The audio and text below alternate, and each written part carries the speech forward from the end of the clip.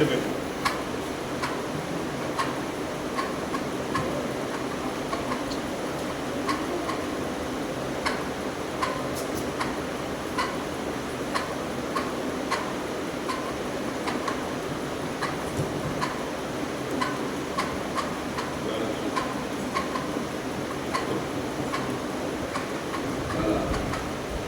the Lord. Praise the Lord. Praise the Lord. పాఠ సంఖ్య సువార్త పాఠ పుస్తకంలో 15. సువార్త పాఠ పుస్తకంలో 15. పెద్ద పాఠ పుస్తకంలో 345. యేసు ప్రభువే గాక వసుధలో రక్షకుడే లేడు. సువార్త పాఠ పుస్తకంలో 15. పెద్ద సీయోను కీర్తనలు 345. యేసు ప్రభువే గాక వసుధలో రక్షకుడే లేడు.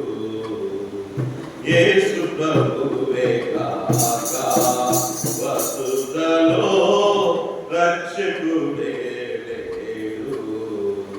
సార్వత్రికమున సార్వజగమున సార్వత్రికమున సార్వజగమున వెలసిన గాని వేసారినను వెలసిన గాని వేసారినను యేసు ప్రభువే గాక వసుధలో రక్షకుడే లేడు. యేసు ప్రభువే గాక వసుధలో రక్షకుడే లేడు. బైబిలు చూపెడు జీవా మార్గము, బైబిలు చూపెడు జీవా మార్గము, గుడిలోనే చక్కగను కొన్నదేమో, గుడిలోనే చక్కగను కొన్నదేమో. యేసు ప్రభువే గాక వసుధలో రక్షకుడే లేడు. యేసు ప్రభువే గాక వసుధలో రక్షకుడే లేడు. సుధాములు సాధుల కల్పన గాని, సుధాములు సాధుల కల్పన గాని, పరలోకమిదిన వాసతి కాదు, పరలోకమిదిన వాసతి కాదు. యేసు ప్రభువే గాక వసుధలో రక్షకుడే లేడు. యేసు ప్రభువే గాక వసుధలో రక్షకుడే లేడు. ఇదిగేలా వేళ పొరపాటులలో, ఇదిగేలా వేళ పొరపాటులలో బలపడి సాధ్యము చేయుము నీవే, బలపడి సాధ్యము చేయుము నీవే. యేసు ప్రభువే గాక వసుధలో రక్షకుడే లేడు. యేసు ప్రభువే గాక వసుధలో రక్షకుడే లేడు.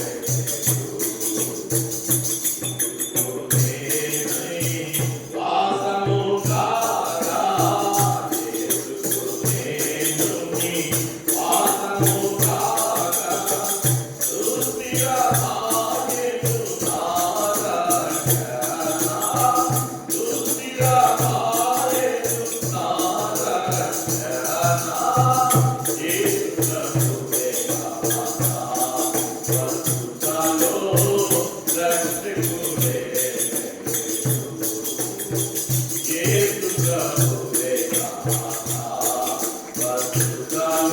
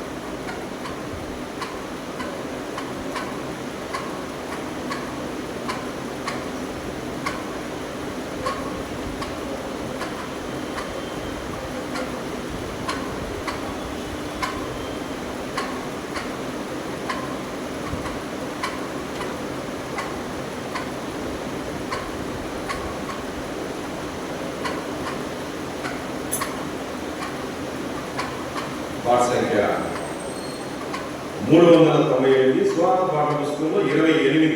చూడుము నీవు మేలుకొనుము యేసుకొనుము.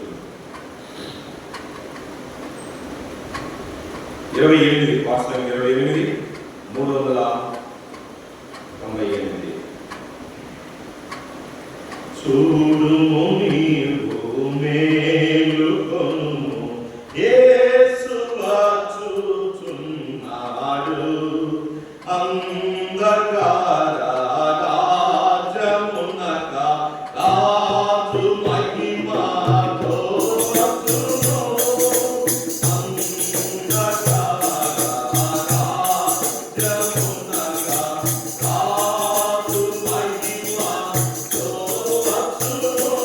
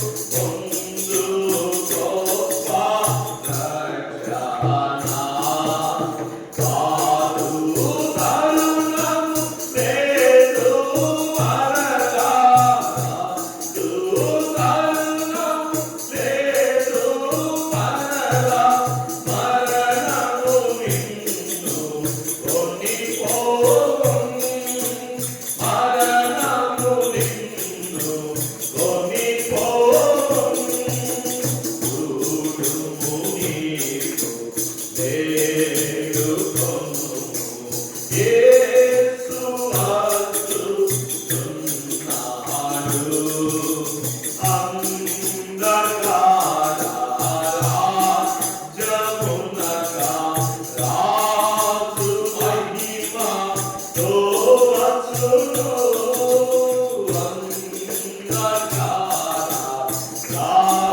రాజ్యమునగా రాజు మహిమతో వచ్చును. ఆ పాడాలు లాలేఖములు అపాయామతి నిత్యములు. ఆ పాడాలు లాలేఖములు అపాయామతి నిత్యములు. పాపములేని యేసు రక్తము, పాపములేని యేసు రక్తము పాపములన్నీ కడుగును. పాపములన్నీ కడుగును.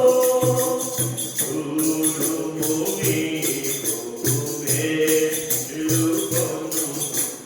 యేసు వస్తున్నాడు.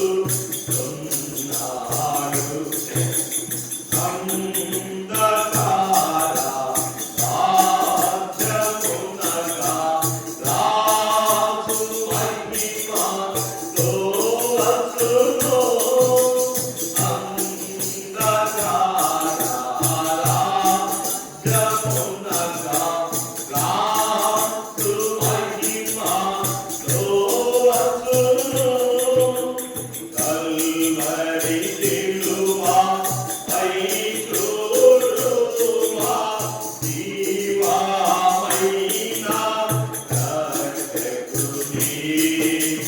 కల్వరి సిలువ పై చూడుమ జీవమైన రక్షకుని. నీవు పొందుము నిత్యజీవము. నీవు పొందుము నిత్యజీవము.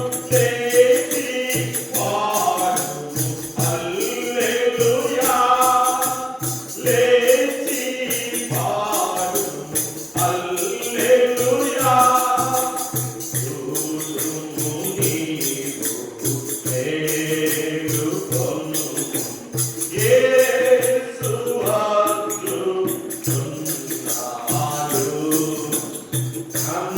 అంధకార రాజ్యమునగా రాజు మహిమతో వచ్చును. అంధకార రాజ్యమునగా రాజు మహిమతో వచ్చును.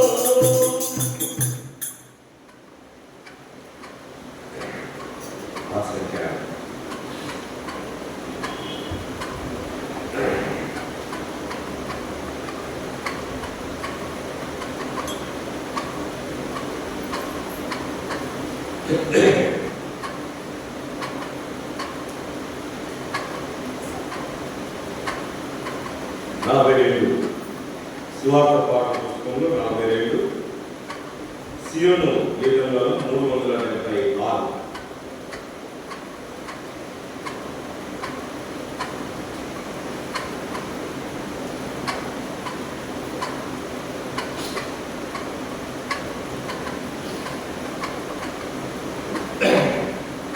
వాటి సంఖ్య 42 సువార్త పాఠ పుస్తకంలో సియోను గీతంలో 376. యేసు నామమునే పాపికి రక్షణ సర్వ జగమునందు. ప్రభు యేసు నామమునే పాపికి రక్షణ సర్వ జగమునందు. ఆకాశము క్రింద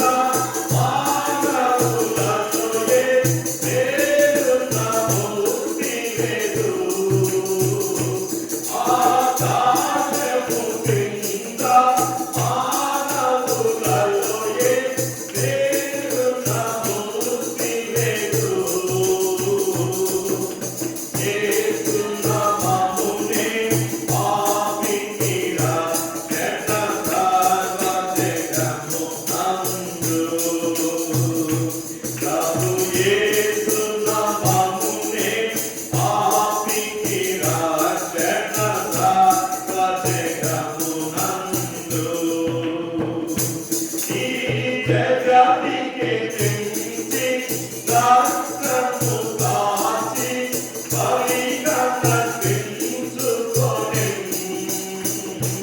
ఈ జగతికి తెంచి రక్తము కాచి బలిగా నర్పించుకొనెను. మనల రక్షింప సంతోషమివ్వా సిలువలో బలియాయెను. మనల రక్షింప సంతోషమివ్వా సిలువలో బలియాయెను. యేసు నామమునే పాపికి రక్షణ సర్వజగము నందు. ప్రభు యేసు నామమునే రక్షణ సర్వజగము నందు. పాపము నుండి శాపము నుండి మనలను విడిపింపా. పాపము నుండి శాపము నుండి మనలను విడిపింపా. దేవాది దేవుడు మానవులు అమునాథియులకు దాచెను. దేవాది దేవుడు మానవులు అమునాథియులకు దాచెను. యేసు నామమునే పాపికి రక్షణ సర్వజగము నందు. యేసు నామమునే పాపికి రక్షణ సర్వజగము నందు. పాపుల కొరకై రక్తము కాచి సిలువలో మరణించెను. పాపుల కొరకై రక్తము కాచి సిలువలో మరణించెను.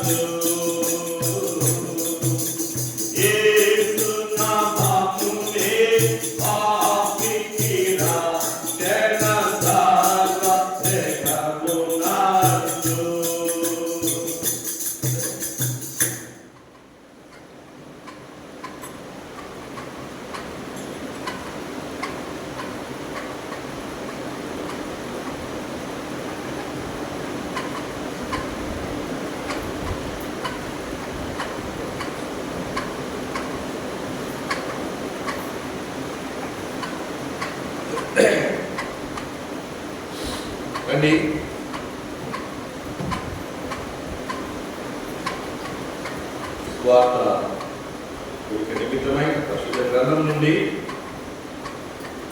దేవుని తన ఆత్మ ద్వారా మనకి ఇచ్చినటువంటి శక్తిగల లేఖనలను ధ్యానం చేసుకొని ఈ వాక్యం పొందగలిగినట్టు సహాయం చేయగలరు. అపోస్తల కార్యములు 3వ అధ్యాయం. అపోస్తల కార్యములు 3వ అధ్యాయం మొదటి 9 వచనములు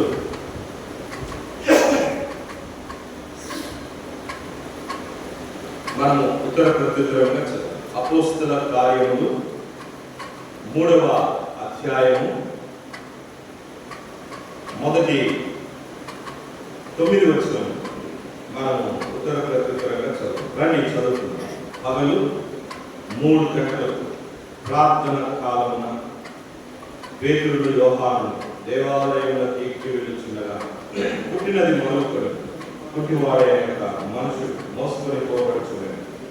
వాడు దేవాలయంలోనికి వెలువారిని భిక్షమడుటకు కొందరు ప్రతి దినం వారిని శృంగారముల దేవాలయ ద్వారమున ఉంచుచూ వచ్చిరి. పేతురుని యోహాను దేవాలయంలో ప్రవేశింపబోనప్పుడు వారు చూచి భిక్షమడుగగా పేతురును యోహాను వారిని ఏది చూసి మాతకు చూడమని వాడు వారి యొద్ద ఏమైనా దొరుకునని కనిపెట్టుచు వారి లక్ష్యం ఉంచారు. అతడు పేతురు వెండి బంగారములు నా యొక్క లేకున్నాడు, నాకు కలిగినదే నీకు ఇస్తున్నాను. నజరేయుడైన యేసు క్రీస్తు నామమున నడుమని చెప్పి వారి కుడి చేయి పట్టుకొని లేవనెత్తాడు. వెంటనే వారి పాదములను శీలమండలను బలంతో వాడు దిగున లేచి నిలిచి నడుచుచు గంతులు వేయచ్చు దేవుని స్తుతించుచు వారితో కూడా దేవాలయంలోనికి వెళ్ళాడు. వాడు నడుచుచు దేవుని స్తుతించుట ప్రజలందరూ చూచి ప్రభు సహాయం కలిగించిన ప్రార్థన చేస్తారు.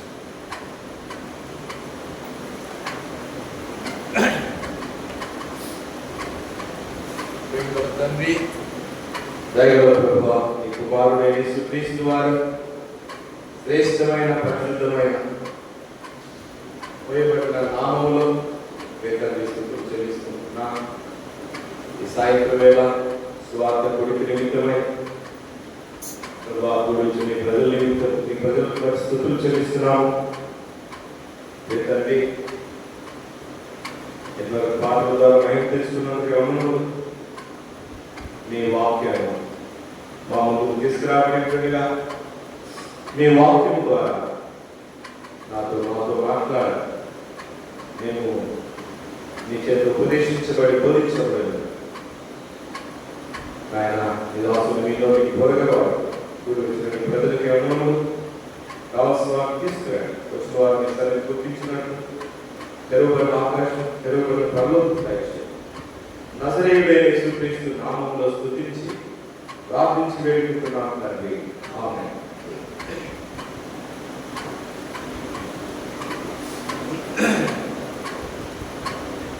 మనం చదువుకున్నటువంటి భాగం మనకి అనేక సార్లు పరిచయమైనటువంటి భాగమే.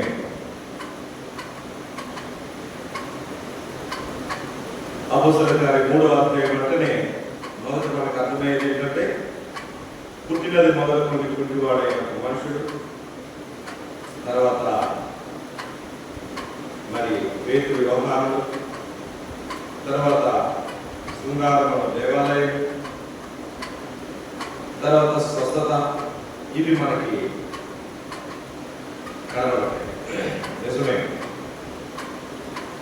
3 గంటల వేళ పగలు 3 గంటలు ప్రార్థన కాలం పేతురు యోహాను దేవాలయం ఎక్కి వెళుతుంది అని చూస్తున్నాం. 3 గంటల వేళ సాధారణంగా మనం ఏం చేస్తాం? 3 గంటల మధ్యాహ్నం ఉద్యోగంలో ఉన్న వాళ్ళైతే ఉద్యోగం చేస్తారు, ఇంట్లో ఉన్న వాళ్ళు ఏం చేస్తారు? తిని నిమ్మలంగా పడుకుంటారు. తిని నిమ్మలంగా ఏ చలనం లేకుండా వాడు ఎన్ని పనులు నా పక్కన పెట్టి నిమ్మలంగా విశ్రాంతి తీసుకుంటారు. అయితే మీరు 3 గంటల సమయంలో మధ్యాహ్నం ఆ సమయంలో ప్రార్థనకు వెళ్ళారు. చూసారా? ఆ 3 గంటల సమయంలో వారు ఎక్కి వెళుతుండగా అక్కడ పుట్టినది మొదలుకొని కుంటివాడైన ఒక మనుషుడు ఉన్నాడు. అతను భిక్షగా అడుగుకుంటున్నాడు.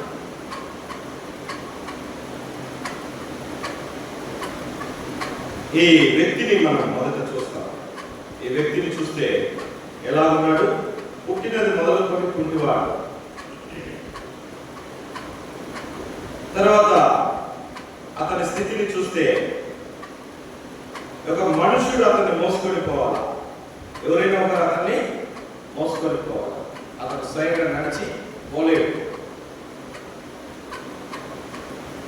మూడవదిగా మోసుకొని పోయి అతన్ని ఒక స్థలంలో కూర్చోబెట్టాలా. అక్కడ కూర్చోబెట్టి మరి ఏం చేస్తారంటే అతనికి ఒక పని అప్పగించారు. ఏంటది? భిక్ష అడగడం. ఇతను అడుక్కోవాలి. అది అతని యొక్క నిజస్థితి. పుట్టుకతోనే పుట్టివాడుగా పుట్టాడు, నడవలేదు. రెండవది మనుషులు మోసుకొని పోవాలి. మూడవది అతడు భిక్షము అడుక్కోవాలి. అడుక్కోకపోతే అతనికి భోజనం లేదు. సరే, ఇలాంటి సందర్భం అతని జీవితం ఎలా ప్రకారము వాడుక ప్రకారము అతను తీసుకుపోయి ఆ శృంగార దేవాలయం దగ్గర కూర్చుండబెట్టారు. కూర్చుండబెట్టి వారు వెళ్ళిపోయారు. ఇతను భిక్ష పడుకుంటున్నా. ఆ సమయంలో మధ్యాహ్నం 3 గంటలకి ఆ సమయంలో పేతురు యోహాను ఇద్దరు దేవాలయంలోనికి ప్రవేశించడానికి ఆలయం దగ్గరికి వెళ్ళారు. వారు వెళ్తుండగా ఆ భిక్షగాడు వారిని చూచి మరి వాడు భిక్షం అడిగాడు. వీరిని చూశాడు. వీరిని చూస్తే మామూలుగా బాగా ఉన్నవారు అనుకున్నాడు. ఎందుకంటే వారి ముఖాలు ఎలా ఉన్నాయి? ప్రకాశంగా ఉన్నాయి. ఇచ్చేవారు బాగా కనపడుతున్నారు కదా. క్రూరంగా కఠినంగా ఉంటే భిక్షగాళ్ళు చూస్తారు. ముఖం చూసి ఏం చేస్తారు? దాన్ని వెళ్ళిపోతారు కదా. కొంతమంది ముఖం చూడగానే వాళ్ళ దగ్గర నిలబడతారు, అడుగుతారు. ఇవ్వకపోతే ఇంకా బ్రతిమలాడతారు. ఎందుకంటే ఆయన ముఖంలో ఇచ్చే మనసు ఉంది అనేది వాళ్ళకి అర్థమవుతుంది. కొంతమంది ఊరికి అడిగి వెళ్ళిపోతారు, కొంతమంది చూసి దాటి వెళ్ళిపోతారు, కొంతమంది దగ్గర నిలబడతారు, అడుగుతారు. ఇవ్వకపోతే మరలా అడుగుతారు. ఇక వాళ్ళు సతాయిస్తుంటే ఏం చేస్తారు? జోకులు చేయబెట్టి ఇస్తారు. భిక్షగాళ్ళకి ఆ గమనిక ఉంటుంది. గమనిస్తారు, వ్యక్తులు అర్థం చేసుకుంటారు. కాబట్టి ఇతను కూడా పేతురు యోహానుల వైపు చూశాడు. వీరు దయగలవా, జాలిగలవా, కాబట్టి ఖచ్చితంగా వీరు సహాయం చేయగలరు అనుకున్నారు. అయితే వీరు అతనితో మాట్లాడుతూ ఏమంటారంటే, వారు అతన్ని చూసినప్పుడు అతని ముఖంలో వారికి ఏం కనబడిందంటే 5వ వచనంలో, వాడు వారి యొక్క ఏమైనా దొరుకుననుకొని కనిపెట్టుచు వారి యొక్క లక్ష్యం ఇచ్చారు. వీరి దగ్గర ఏమైనా దొరుకుతుంది, ఏమైనా ఇస్తారు ఖచ్చితంగా. వారిని అర్థం చేసుకున్నారు, ఖచ్చితంగా ఇస్తారు అనే మనసు వారికి అతనికి ఏర్పడింది. గనుకనే వారిని అడుగుతా ఉన్నారు. అప్పుడు పేతురు అంటాడు, వారి వైపు చూసి, వెండి బంగారములు నా యొద్ద లేవు కదా. వెండి బంగారములు అంటే ఇప్పుడు ఇతను ఏమి ఎదురు చూశాడు? వెండి రూపంలో బంగారు రూపంలో ఇస్తారు అనుకున్నాను. ఎందుకంటే ఆ దినాల్లో వారి కాయిన్స్ అన్ని కూడా వెండివి, బంగారువి, అలాంటి కాయిన్స్ ఉంటాయి. కాబట్టి ఏదైనా ఒక రూపం వెండి అయినా బంగారం అయినా ఇస్తారు. ఉన్నవాడు వెండి బంగారం ఇస్తాడు, లేనివాడు వెండి రూపాయలు ఇస్తాడు. కాబట్టి పేతురు అంటాడు, ఈ వెండి బంగారం మా దగ్గర లేదు, కానీ అయితే మా దగ్గర ఉంటుంది. ఏంటది? ఒకటి. ఏంటది? నజరేయుడైన యేసు మా యొక్క నజరేయుడైన యేసు ఉన్నారు. వెండి లేదు, బంగారం లేదు. మా సామర్థ్యం, మా శక్తి, మా ధనం, మా ఐశ్వర్యం, మా బంగారం, మా వెండి ఎవరు? నజరేయుడైన యేసు. అది ఆ గుడ్డివానికి ఆయన వారు తెలియజేశారు. వారి ఇచ్చిన సందేశం ఏంటంటే, మా సామర్థ్యం, మా బలం, మా ధనం, మా స్వాస్థ్యం, మా ఆస్తి, మా సంపద ఎవరు? నజరేయుడైన యేసు. కాబట్టి వెంటనే వారి చేయి పట్టుకొని నజరేయుడైన యేసుక్రీస్తు నామమున లే అని చెప్పారు, నడవమని చెప్పారు. రాయబడింది 7వ వచనంలో, వాని కుడి చేయి పట్టుకొని లేవనెత్తను. వెంటనే వాని పాదములను చీల మండలను బలం పొందెను. వాడు దిక్కున లేచి నిలిచి నడిచాడు. నడుచుచు గంతులు వేయచ్చు, దేవుని స్తుతించుచు వారితో కూడా దేవాలయంలోనికి వెళ్ళెను. వాడు నడుచుచు దేవుని స్తుతించుట ప్రజలందరూ చూచిరి. ఈ సందేశంలో ఒక వ్యక్తి మారు మనసు పొందితే ఎలా ఉంటుంది, మారు మనసు పొందినప్పుడు అతని జీవితం ఎలా ఉంటుంది అనేది మనకు అర్థం. మారు మనసు పొందినప్పుడు జీవితం ఎలా ఉంది అంటే, ఈ గుడ్డివాడే మనకి ఆధారం. మారు మనసు పొందిన జీవితం ఏంటంటే, వారు పుట్టుకతోనే కుంటివారు, అంటే నడవలేరు. నడవలేరు కాబట్టి ఆత్మీయంగా వారు కుంటివారు. ఆత్మీయంగా వారు కుంటివారు. కుంటివారు ఏం చేయలేరు? నడవలేరు. ఎక్కడ నడవలేరు? మార్గంలో. ఏ మార్గం అని యేసు చెప్పారు, నేనే మార్గమును, సత్యమును, జీవమును. కుంటివాడు మార్గంలో నడవలేడు. అందుకే చాలా మంది యేసు యొక్క మార్గంలోనికి రాలేని స్థితి. ఎందుకంటే వారు పుట్టుకతోనే కుంటివారు, మార్గంలో నడిచేటువంటి సామర్థ్యం వారికి లేదు. ఏమంటారంటే, ఆ మందిరానికి పోతే కూర్చోవాలి, 1 గంట కూర్చోవాలి, 4 గంటలు కూర్చుంటారు. ఇంటికి కనుక సేవకులు వచ్చారు, స్వార్థకి వస్తే వీళ్ళు మన మైండ్ మార్చేస్తారు. మా పత్తి ఉండలేదు, ఆ మార్గంలో మనం నడవలేదు. ఇంకొంతమంది యవనస్తులు వాక్యం చెప్తుంటే వెళ్ళిపోతారు లేచి ఇంట్లో నుండి. తల్లిదండ్రులు గమనించి, వాడు అంతేలేనా, మీరు చెప్పండి ఆ అంతేలేనా, అప్పుడేమంటారు, మీరు చదువుకోవాలని రూమ్లోకి వెళ్ళిపోతారు చదువులు. అంతవరకు టీవీ ముందు కూర్చొని ఉంటారు. అప్పుడే వాళ్ళు ఏమంటారు, చదువుకోవాలని. అంటే ఈ మార్గంలో నడవడం కష్టం. ఎందుకంటే వారి బ్రతుకులో ఏముంది? కృంటితనం ఉంది, పుట్టుకతోనే ఆ స్వభావం ఉంది. నడవలేరు, నిలబడలేరు. యేసు అన్నాడు, నన్ను వెంబడించువాడు, నా మాటలు విని నన్ను పంపిన వారి విశ్వాసం ఉంచువాడు నిత్య జీవం గలవాడు. నన్ను వెంబడించువాడు, నా మార్గంలో నడుచువాడు, నా ఆజ్ఞలు గైకొనువారు, నా మార్గములను వరించువారు, వారు తొట్టిల్లరు, వారు జీవ మార్గంలో నడుస్తారు, సత్య మార్గంలో తప్పకుండా నడుస్తారు. ఆయన విశ్వాసం ఉంచిన వారి యొక్క కడుపులో నుండి ఏం ప్రవహిస్తాయి? జీవ జలములు ప్రవహిస్తాయి. అందుకే అంటాడు యోహాను సువార్త 15వ అధ్యాయంలో నేను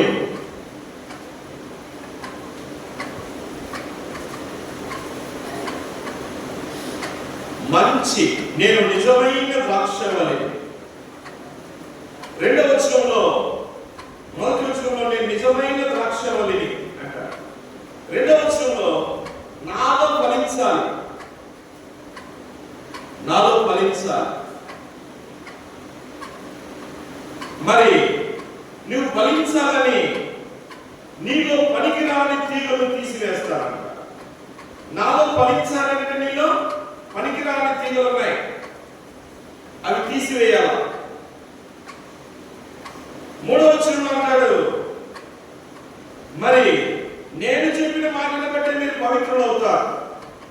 మీ మాటలను బట్టి కాదు, మీ క్రియలను బట్టి కాదు, మీ ప్రవర్తనను బట్టి కాదు, నేను చెప్పిన మాటలను బట్టి, నేను మీతో చెప్పిన మాటను బట్టి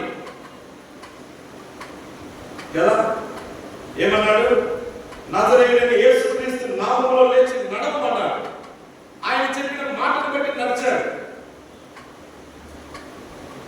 ఆయన చెప్పిన మాటను బట్టి నడిచాడు.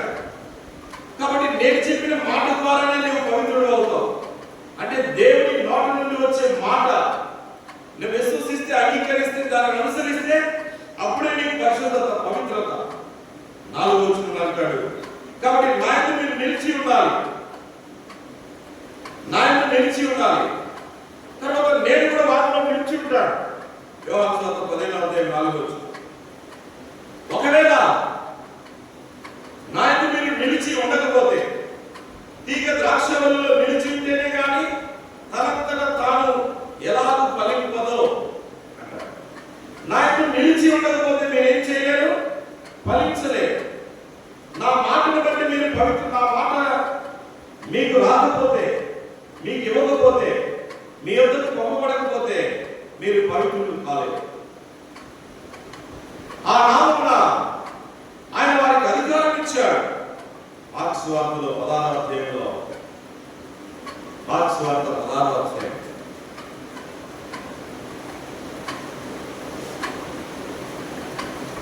16వ అధ్యాయం ఆఖరి వచనం అంటే 17వ వచనం నుండి, నమ్మిన వారి వలన ఈ సూచక క్రియలు కనబడదు. ఏమనగా నా నామమున దయ్యములను వెళ్ళగొట్టు, క్రొత్త భాషలు మాట్లాడు, పాములను ఎత్తి పట్టుకుందు, మరణకరమైనది త్రాగినప్పుడు అది వారికి హాని చేయు, రోగుల మీద చేతులు ఉంచినప్పుడు వారు స్వస్థత నొందుదురని వారితో చెప్పాడు. ఎవరి నామంలో? నా నామంలో. ఆయన ఆ మాట చెప్పాడు కనుక ఆ మాటను బట్టి ఈ అద్భుత కార్యములన్నీ కూడా జరిగినాయి, ఈ సూచక క్రియలన్నీ జరిగినాయి. ఇప్పుడేమంటాడంటే యోహాను సువార్త 15వ అధ్యాయంలో 5వ వచనంలో, ద్రాక్షవల్లిని నేను, తీగలు మీరు. నాయకుడు నిలిచి ఉంటే, నిలిచి ఉన్నవాడు ఎవరో, నేను ఎవరైనా నిలిచి ఉన్నవాడు బహుగా ఫలిస్తాడు. ఈ 5వ వచనంలో ఏమంటాడంటే, నాకు వేరుగా ఉండి మీరేం చేయలేరు. యోహాను సువార్త 15:5లో నాకు వేరుగా ఉండి మీరేం చేయలేరు. అందుకే పేతురు ఏమన్నాడు? వెండి బంగారములు నా యొద్ద లేవు, నా యొద్ద ఎవరున్నారు? నజరేయుడైన యేసు. ఆయన పంపిన వాక్కు ఉంది, ఆయన మాకు ఇచ్చిన వాక్కు ఉంది. నా నామమున మీరు దయ్యములను వెళ్ళగొట్టారు, రోగులను స్వస్థపరచారు, మీకు చేతులు పెడితే స్వస్థత కలుగుతుంది. ఆ వాక్కు నా దగ్గర ఉంది, మా దగ్గర ఉంది. ఆయన మాయతున్నాడు, మాయతున్నాడు. కాబట్టి మేము ఆయనకి వేరుగా లేము. ఇప్పుడు ఆయనలో ఉన్నాం, ఆయనతో ఉన్నాం కనుక ఆయనను బట్టి, ఆయన వాక్కును బట్టి చెప్తున్నాం, లేచి నిలబడతాం. పేతురు ఉపయోగించినటువంటి కనుక ఆయనకి వేరుగా ఉండి మనం ఏం చేయలేము. ఒక వ్యక్తి మారుమనసు పొందినాడు అనడానికి సాదృశ్యం ఏంటంటే, నీవు ఆయనకు వేరుగా ఉన్నట్లయితే నీవు మారుమనసు పొందలేదన్నారు. వేరుగా ఉండడం అంటే మాకు స్వస్థత వరం ఉంది, నేను స్వస్థపరుస్తాను రండి, డబ్బులు ఇవ్వలేము కానీ స్వస్థత వరం ఉంది నాకు, నేను నిన్ను స్వస్థపరుస్తాను రండి అని పిలిచారా? లేదు. యేసు నామము నా దగ్గర, నాలో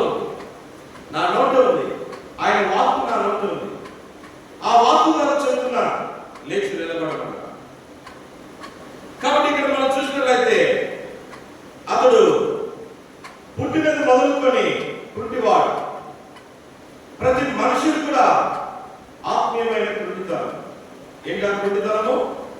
మార్గములో నడవలేని జీవితం, యేసును వెంబడించలేని జీవితం, యేసు యందు విశ్వాసం ఉంచలేని జీవితం, మార్గమైన యేసునందు నడవలేని స్థితి. అంతేకాకుండా అతడు ఒక మనుషుని చేత మోసుకొని పోబడుతున్నాడంట. ఎవరి చేత నడిపించబడాలి? కాబట్టి యేసుక్రీస్తు 17వ అధ్యాయంలో ఏమన్నాడు? నా మాట విని, యోహాను సువార్త 5వ అధ్యాయంలో ఏమన్నాడు? నా మాట విని నన్ను పంపిన వారి యొక్క విశ్వాసం ఉంచాలి. ఇక్కడ ఏం చేస్తున్నాడు? ఒక మనుషుని ద్వారా మోసుకొని పోబడుతున్నాడు. నీవు ఎవరి ద్వారా మోయబడాలా? ప్రభువైన యేసుక్రీస్తు ద్వారా.